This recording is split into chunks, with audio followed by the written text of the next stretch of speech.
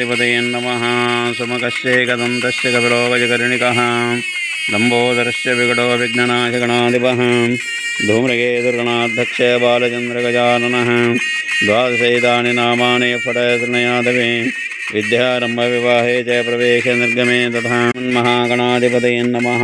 सुमुखस्यैकदन्तस्य कपिलो गजकर्णिकः लम्बोदरस्य विकटो विघ्ननाशगणाधिपः धूम्रकेतुर्गणाध्यक्ष बालचन्द्रगजाननः द्वादशैतानि नामानि फटतृणयादवे विद्यारम्भविवाहे च प्रवेशे निर्गमे तथा संग्रामे संकटश्चैव विघ्नस्य न जायते। शुक्लाम्बरधरं विष्णुं शशिवर्णं चतुर्भुजं प्रसन्नवदनं ध्यायेत् सर्वविघ्नोपशान्तये।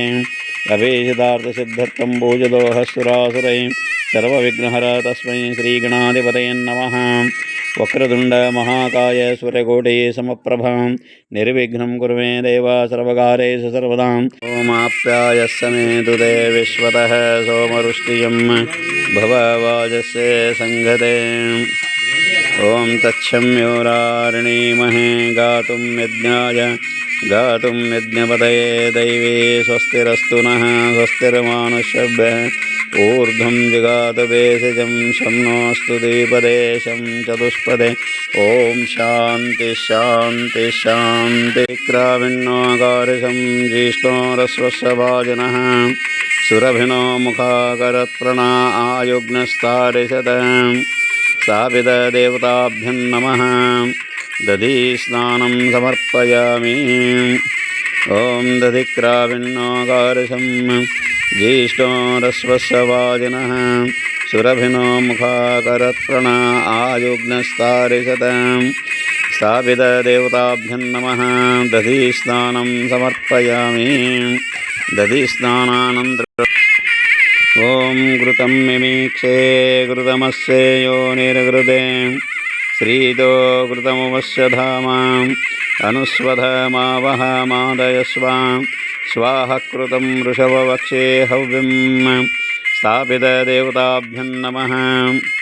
घृतस्नानं समर्पयामि। ओं मधुवातारुदायते मधुक्षरन्ते सिन्धवः मार्द्वे नमः सन्तोषदे मधुनक्तमुदोषसो मधुमत्पार्थिवं रजः मधुदौरस्तु नः पिता मधुमान्नो वनस्पतिर्मधुमाग्नुम् अस्तु सूर्यः माद्विर्गावो भवन्तु नः।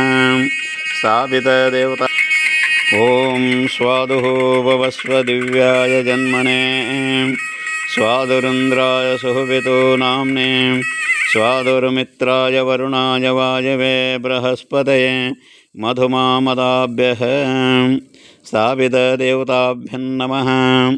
शर्करस्नानं समर्पयामि।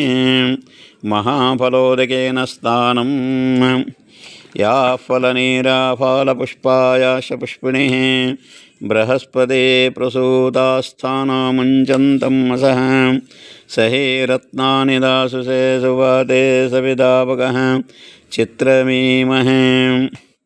स्थापितदेवताभ्यं नमः। आनन्ते करिष्ये। ओं गौरिर्मिमाया सलिलानि तक्षत्ते गपदे द्विपदे सा चतुष्पदे अष्टापदे नवपदे बभूषे सहस्राक्षरपरमन्नं स्थापितदेवताभ्यं नमः। हरिद्रास्नानं समर्पयामि। हरिद्रास्नानानन्तरवेन ओं रञ्जितस्नानं करिष्ये। ओं सर्वमङ्गलमाङ्गल्ये शिवे सर्वार्थसाधके शरण्ये त्र्यम्बके गौरी नारायणे नमोऽस्तुते।